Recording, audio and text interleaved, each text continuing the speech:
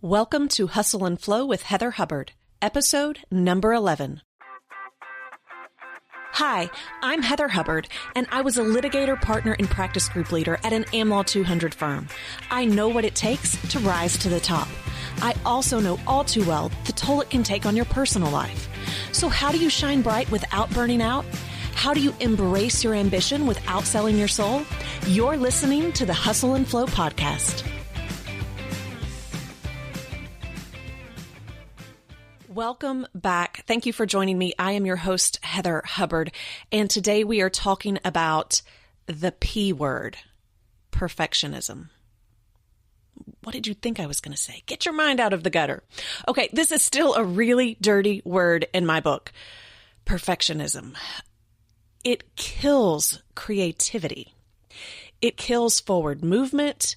It kills dreams, and I suffer from it daily. Perfectionism. So here's how I'm going to do today's episode. I'm really nervous about it, but I'm doing it. I can't ask you guys to do things that I'm not willing to do myself. So the way that I normally record these podcasts, I, on the front end, just kind of outline what my overall thoughts are. And I do that on a whiteboard. So at the top, I put the episode number, the title, and then again, just really brief outline just so I can stay on track. Well, today, since the topic is perfectionism, and I really struggle with it, all I have on my whiteboard, all that I'm looking at right now, it says episode number 11, the P word, and then it's blank. I don't have an outline. I am totally going to wing this, and it's not because I don't want to be prepared. It's because perfectionism can totally get in our way sometimes. And because that's what we're talking about, I kind of just want to work through it on this podcast. Actually, I don't want to, but I think it might be a good idea. It might be a good practice to not just talk about perfectionism, but to talk about how, like right now, I am sweating because I am so nervous to do this off the cuff. So I'm going to take a deep breath. Look, perfectionism shows up in many different ways, but I've yet to meet an attorney that doesn't suffer from it in some form. And I say suffer because I truly do believe that it's a disease, and maybe not a medical disease, but when you hear the word disease, it just means dis-ease. And I think it creates a ton of unneeded stress and anxiety for attorneys, and we don't talk about it very much. And so that's part of why I want to kind of cover it today. For me, my story is interesting in that perfectionism snuck up on me. When I was a young child, I don't think I had the same perfectionist tendencies that I do now. The older I get, it's as if I have even more desire or drive or whatever you want to call it. It's like pushing me to be this perfect image to put out to the world. Now, I am actively working on it, but it really has this stronghold on me. And I seem to see that again in a lot of attorneys as well. So now I have always been type A, and I have always been a high achiever.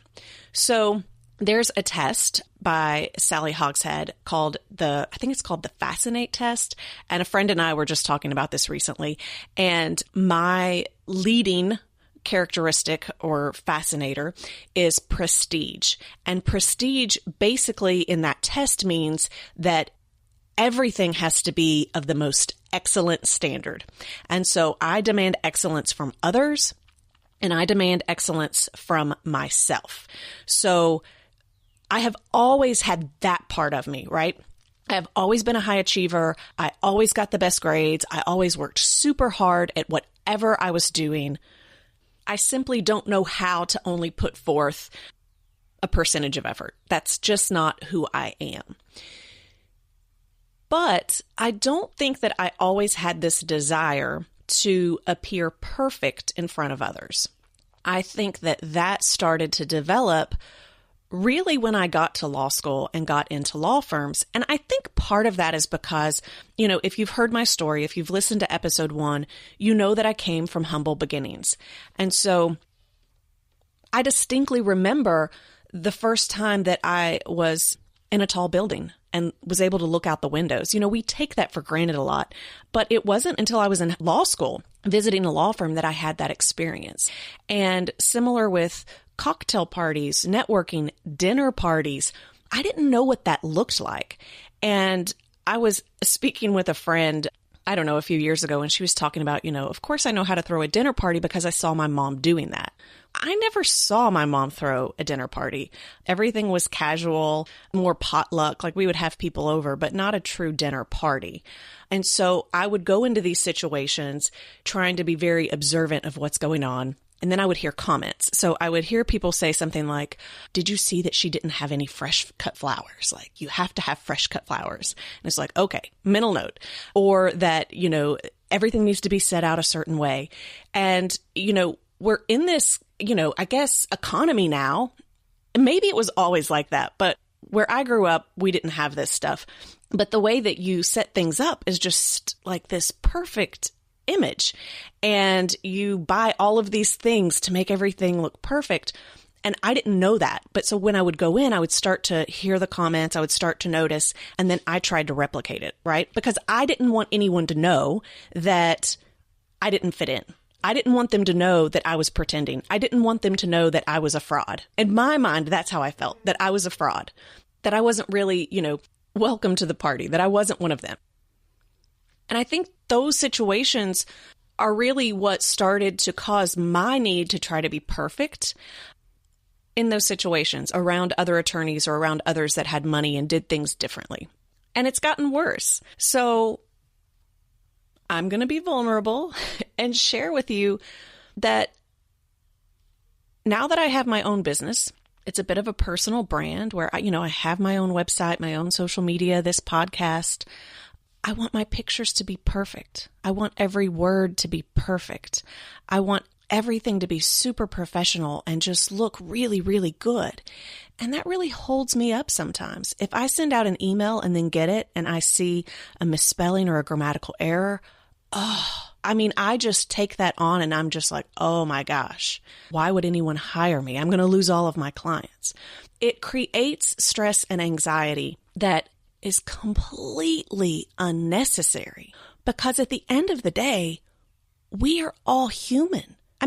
Not a single one of us is perfect. And although I demand excellence from others, I certainly don't expect them to be perfect. And when they are, I sometimes think that they're hiding something. I'm like, if you've got it together all the time, right? Like if your hair and your makeup and your clothes and your house and your kids and your cars, if everything looks perfect all the time, I assume that there is something that you don't want me to know, that there's no way your life is really that perfect. And yet, I still do the same thing. I try to portray myself as having good clothes and good hair and a nice home and nice car. And I don't really know what that's about. Again, I'm giving you some ideas, but it's just there. Now, I will say, I think that shows up differently for some people. So, for example, my husband, and I have some friends too, that are OCD. And so their perfectionism looks a bit different. They may not actually care about looking as if they've got it together all the time, but they very much care about, are their pencils in order on their desk? Do their files look beautiful and perfect? You know those people, you go into their office and it looks like a showroom. You're like, do you actually work in here?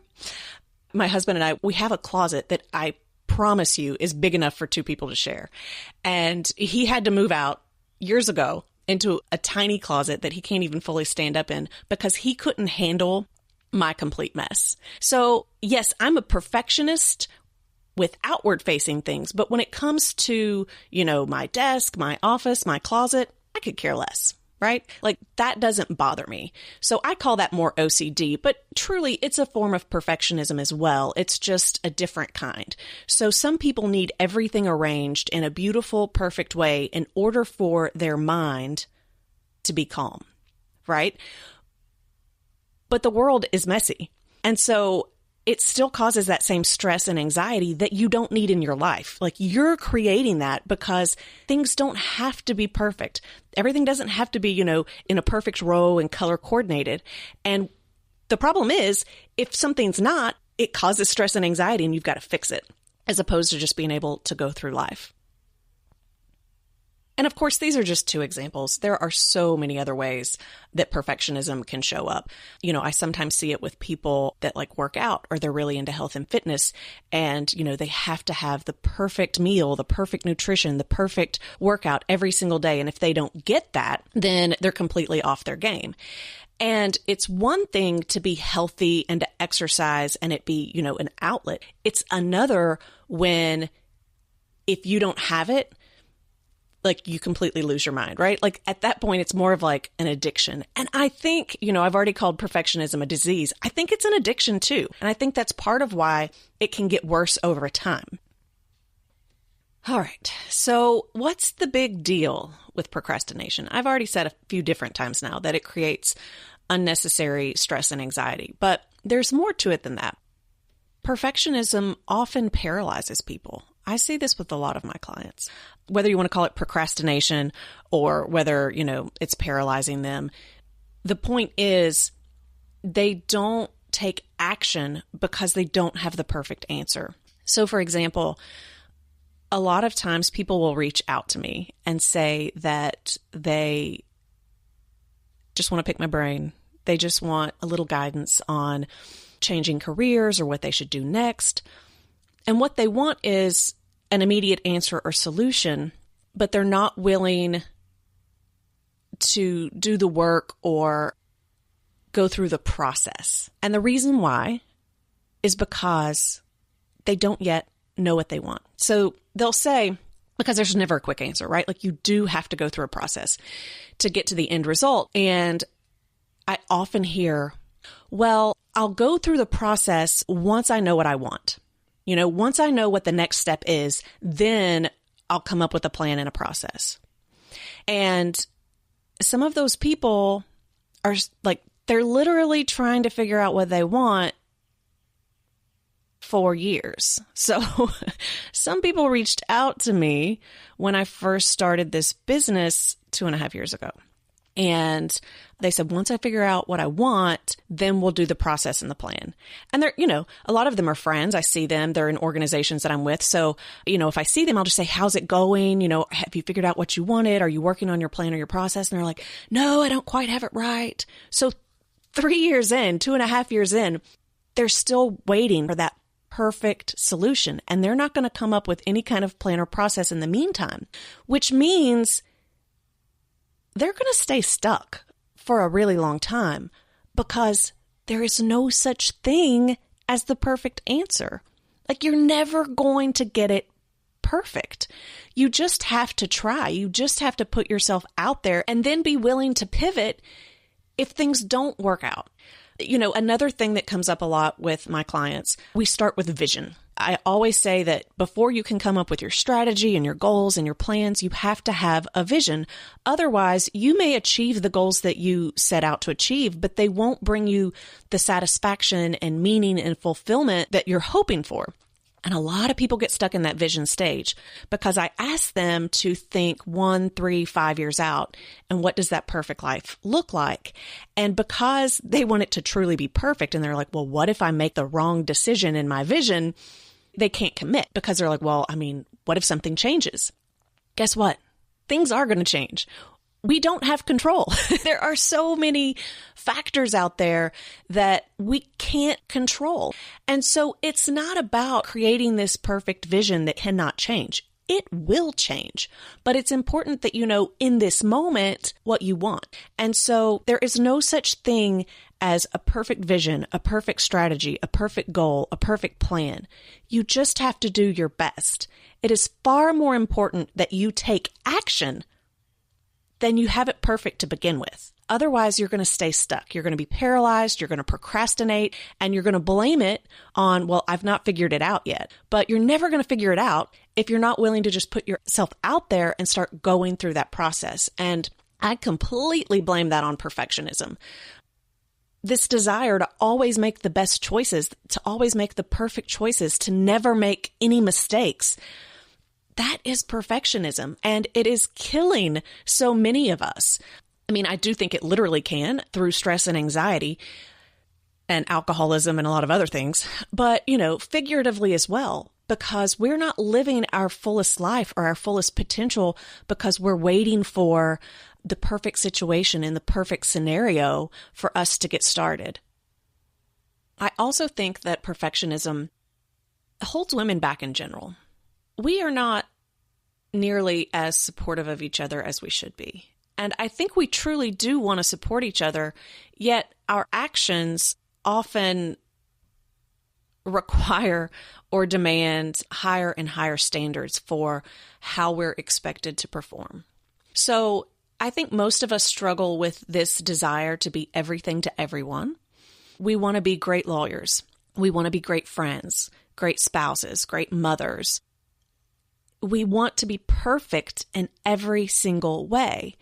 And with social media, oftentimes, we're posting the best version of ourselves. I'm going to tell you what, I use filters all the time on Instagram because I want to put my best version forward. I want, this beautiful light and this amazing photo, but it's not real life. It's a filter. But we see other people and we're like, oh my gosh, they've got it down. They look so perfect. They managed to have, again, like that perfectly manicured house and hair and clothes, and they're dropping their kids off and they're doing it with a smile, and they've got the homemade cupcakes, and they show up to all of the events and they do it just, effortlessly. Okay, we have to start letting each other off the hook. And the way we start doing that is by lowering our own standards and admitting that we are actually exhausted and we've barely got it together. Right? Like if we can lower our own standards, then we're basically giving permission to other women to lower theirs as well, because we're all trying to be superwoman and it's impossible. And we're doing it to ourselves. And it seems like we keep raising the bar higher and higher and higher and higher. And we need to stop. And I'm putting myself in this category, right? Like part of this podcast is for me. It's my own personal therapy. We really have to start being more vulnerable and saying, I don't have it all together, and that's okay. That's okay. I'm doing the best I can, and I love you and support you completely, and I hope you do me as well. But if you're only accepting me because of the perfect image I'm putting out there, then I probably don't need you as my friend anyway, right? Because you're buying into something that's not real. That's not the real me. That's the me that's covering. That's the me that's pretending, right? When you strip it back, that's not me. And I really think if women can start supporting other women by allowing and giving permission to others to just be more authentic and real and not perfect and put together all the time, I think it would allow all of us to just have a big sigh of relief, right? Because we all want to believe that we're good enough. We don't have to do anything extra in order to prove ourselves. So if we genuinely believe we are worthy, that we are good enough, then we have to be willing to maybe not throw the perfect dinner party every time, right? So what if I don't have fresh flowers? This actually makes me think of, I threw a dinner party for a group of women a few years ago. It was probably 5 years ago. It's hard to remember when this was. I was definitely still practicing law. And I know other friends do this too, so hopefully you can relate. I knew that I was having all of these women over to my house. So I immediately start looking around like what all needs to be fixed. And I kid you not, I'm embarrassed to tell you this. I was like, we need new hardwood floors. Like the living room floor, this is unacceptable. I can't have people over. I need new hardwood floors. And I call someone to come out. And I'd been thinking about it for a while, right? Like I didn't do it just for this party, but I was embarrassed to have people come over to the party with the carpet that was in there. And so I was like, we have to have hardwoods. And so I have them come to a rush job to get hardwoods in the floor. And so then, I have it catered, but I'm putting everything in these, beautiful plates, and I've got, the little descriptions. And my husband was just like, why are you doing all of this? I thought that you had these women coming over in order to talk about, how you can support each other. Like, this just doesn't make sense to me, because you're trying, this doesn't seem supportive to have this really high standard. And I had to try to check in with myself. Am I doing this because I enjoy it, or am I doing this because I'm trying to appear perfect? And I think for attorneys, sometimes it's hard for us to think clearly because we are so good at justifying anything and everything, right? We can convince ourselves of anything. We always have an argument to make. So, I can say, oh, well, actually, I really love this. I really enjoy this. And I can convince myself that I do. But a trick, and something you might want to use too, when I try to get honest with myself, what are my motives? I now say, if I didn't do that, would I be stressed and worried about what others think of me? And if the answer to that is yes, then I'm not doing it because I enjoy it. I am doing it because I'm trying to be a perfectionist. And that has really helped me. Now, you've got to be honest with yourself, because at first I was like, no, I'm putting this all together. I'm doing the hardwoods. I'm doing the beautiful plates and putting it all together so nicely because I just love the way it looks and I enjoy doing this. Well, the truth is, I wanted it to look nice. And yes, I do enjoy seeing nice things, but the core motivator behind doing all that was so that others would be impressed. And I wasn't trying to outdo them. In my mind, I was just trying to be like them. But someone showed up at that party and said, oh my gosh, everything is so perfect here. It makes me feel so bad because I can't do the same thing. And I was like, wow. So that kind of goes back to, women helping women and the standards that we're trying to set for each other. And so now, I do try to make a conscious effort of paying attention to when I am doing things to impress others or be accepted by others versus doing it because I truly get enjoyment and satisfaction from it. So you can think about it in that term. If you don't do it, will it create stress and anxiety because you're worried about what others will think? And if that's the case, then that's probably perfectionism at work. And you can maybe flip the story and give yourself permission not to be perfect so that you can give others permission not to be perfect as well. Okay, I made it through that. I think that's all I have to say on perfectionism. Thank you for bearing with me. Hopefully that was helpful, and my doing it off the cuff didn't in any way take away from the discussion today.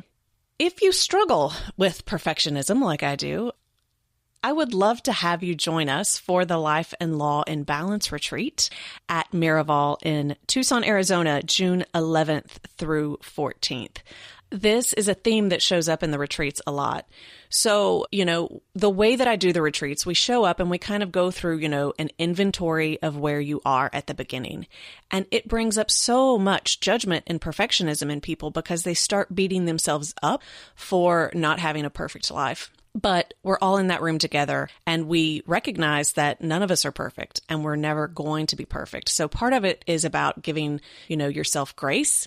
And the entire retreat, we start with Mindset Matters and we set one of the rules, which is non-judgment. There is no judgment for yourself or others while at the retreat. So we're in a room where we can kind of talk through that. And then after the inventory, we start to address, where do you want to go?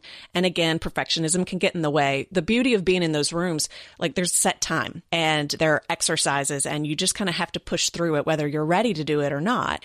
And then we create the plan. Well, how are you going to achieve that? How do you come back home and still stay focused on what you want and start to get rid of the things that you're doing for the wrong reasons? And perfectionism is definitely part of that. One of the things that I love at the end of the retreat, we do this tightrope challenge. And so for those of us that were scared to death just because of, the height, we had a different lesson. But for the women that were actually really excited about doing the adventure challenge, they weren't scared. They were just excited.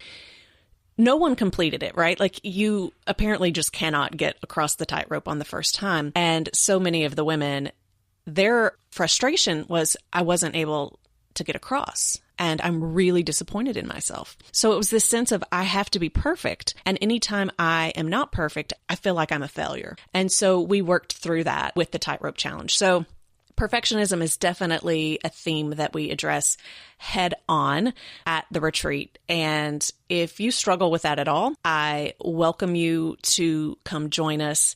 I know many people think, well, it's not the perfect time, or I'm way too busy. There's no way I could get away.